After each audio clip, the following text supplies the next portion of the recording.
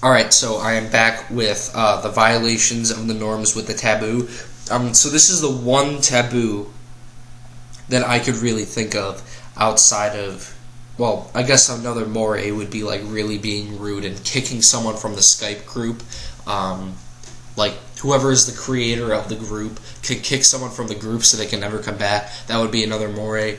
But the taboo, like I explained earlier, in a free-for-all you bring 3 Pokemon. So a taboo would be killing all 3 of someone's Pokemon. That is like a really bad thing to do because, like, there are turns in Pokemon, so every turn everyone moves. So let's say Andy in turn 1 kills one of my Pokemon. Okay, turn 2 he kills another one of my Pokemon. Okay, so we're on to turn 3. I'm down to my last Pokemon, and Andy still has 2 or 3 Pokemon.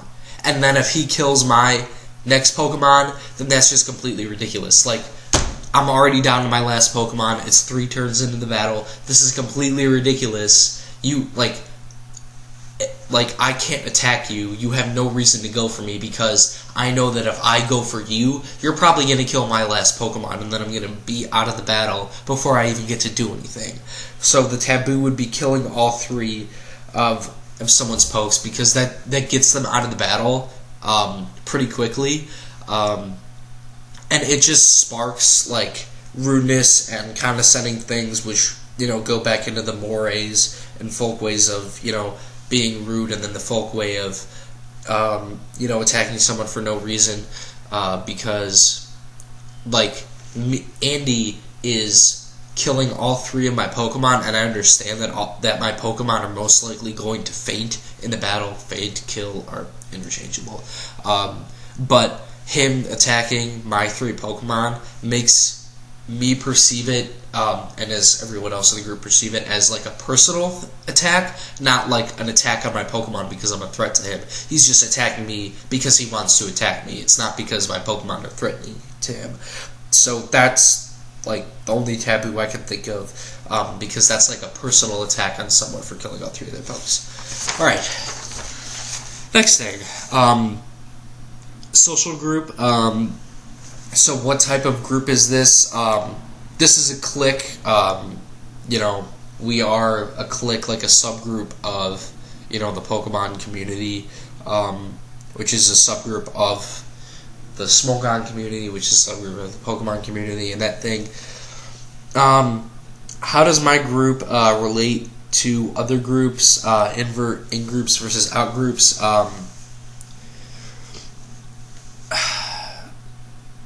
So, like,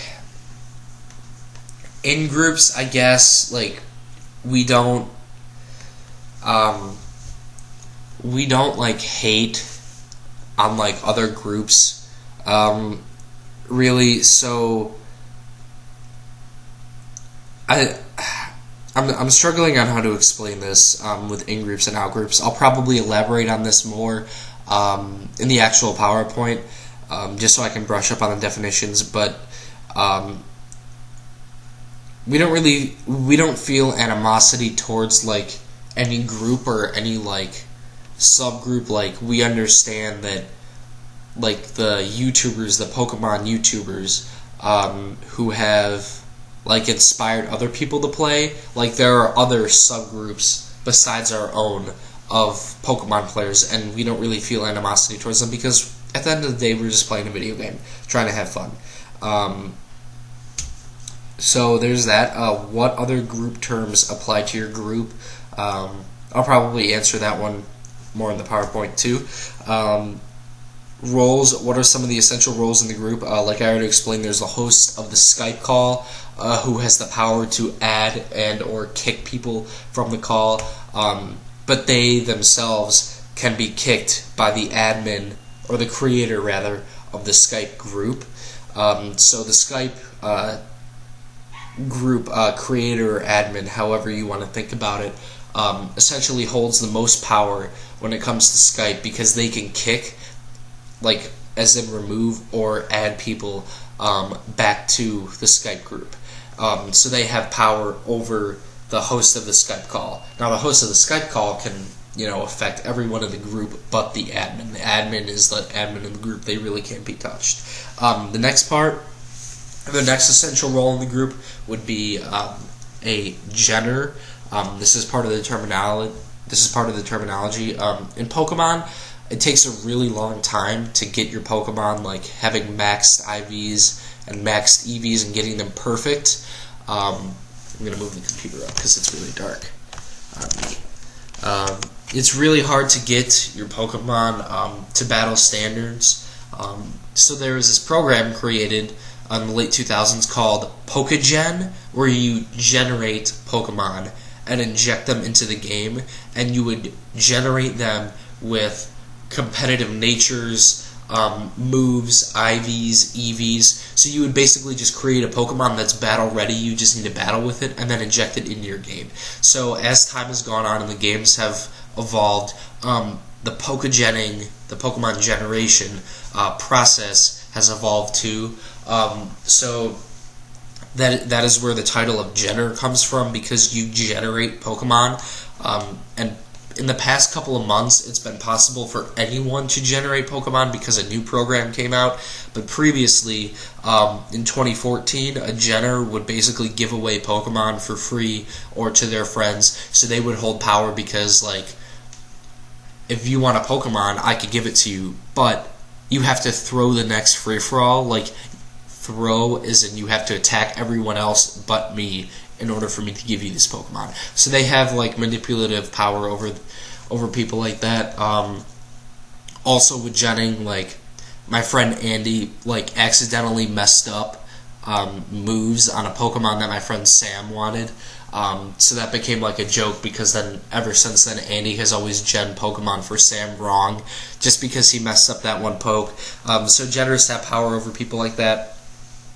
Social institutions. What sort of social institutions connect to your group? Family and mass media. Family, I like to think of my friend groups as family because we are friendly. We have set values. We support one another, even though we tease one another a lot with, the hello and is this game thing. Even though, that's part of a family, family members tease each other and, things can get, like, brutal at points. But generally we are a family, and we connect back to mass media because we communicate through media, like I said, like with Skype on our computers, tablets, smartphones, things like that. So we use technology to have fun and promote ourselves, through the Nintendo 3DS. And we're actually going to be streaming this summer Pokemon battles. So we are actually adopting the role of the people who inspired us to play Pokemon with each other. So that's sort of interesting. How do these social institutions provide structure and purpose for your group?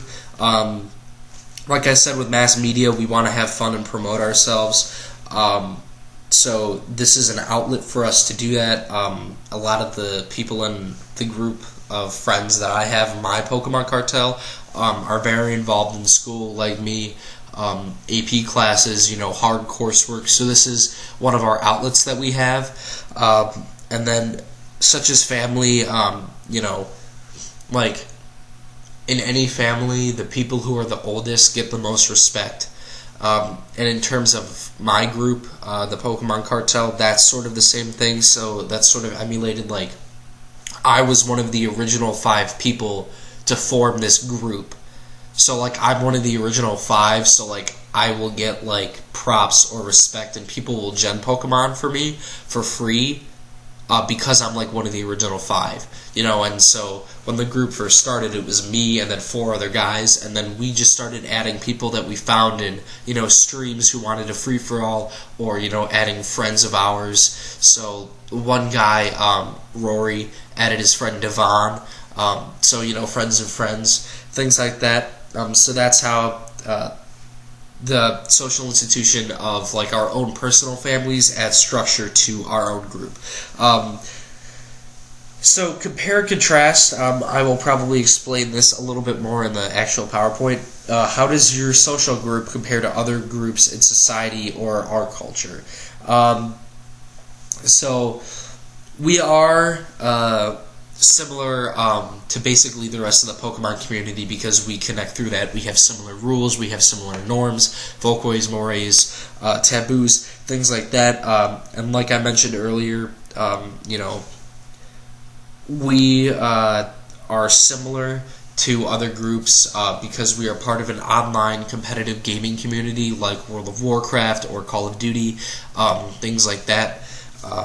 But we're also different because within our group we've established like our own set of rules. So like there's an online Pokemon simulator, which is like Pokemon, but you can play it on the computer without having to like get a DS and like PokeGen all your pokes and then get online because you need a router to do that, so you need Wi-Fi. And this video is really dark, so I apologize for that. I hope the audio is okay.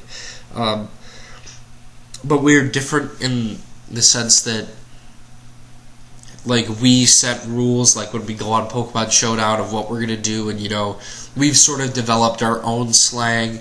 One of the silly things that we've done when we go on Pokemon Showdown is that when you're watching a battle, you can come in and spectate it, and then you could type in the chat as things are going on. So let's say Andy is battling some guy and he says like, wow, this guy made like the wrong play.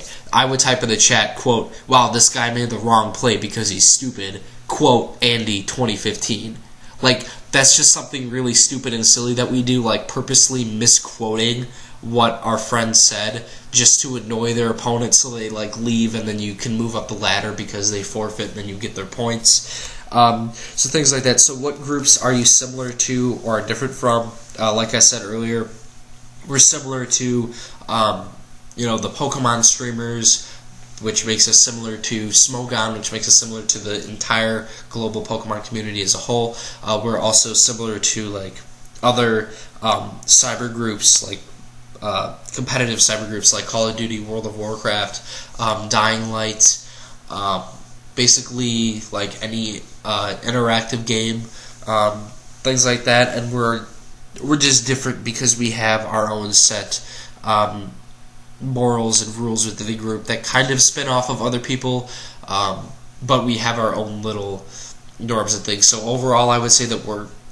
more similar to the other groups within Pokemon rather than different, because we're all playing the same game, and while we have our own way to play the game still restricts us to where we can't do certain things. So I think I covered everything for this thing, so I shouldn't have anything more for the compare and contrast, but I'm going to end the video right now, and yeah, I believe that's it. So anything else that I missed, I will explain more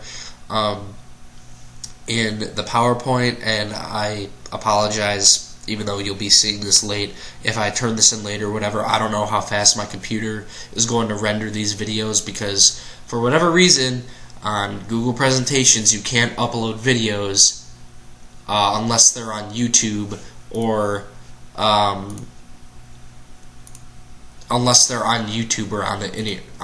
the internet. So I can't just make this video and then upload it to Google Presentation, which is really dumb because my desktops have better processing capabilities than laptops, and I'm on a laptop and this is the only computer that we have right now. So I don't know how long it's going to take to render this video, but it's getting almost 14 minutes, so I'm going to end the video. Thanks for listening. Hopefully I didn't explain things too much and it wasn't too boring. Yeah, and I think that's about it.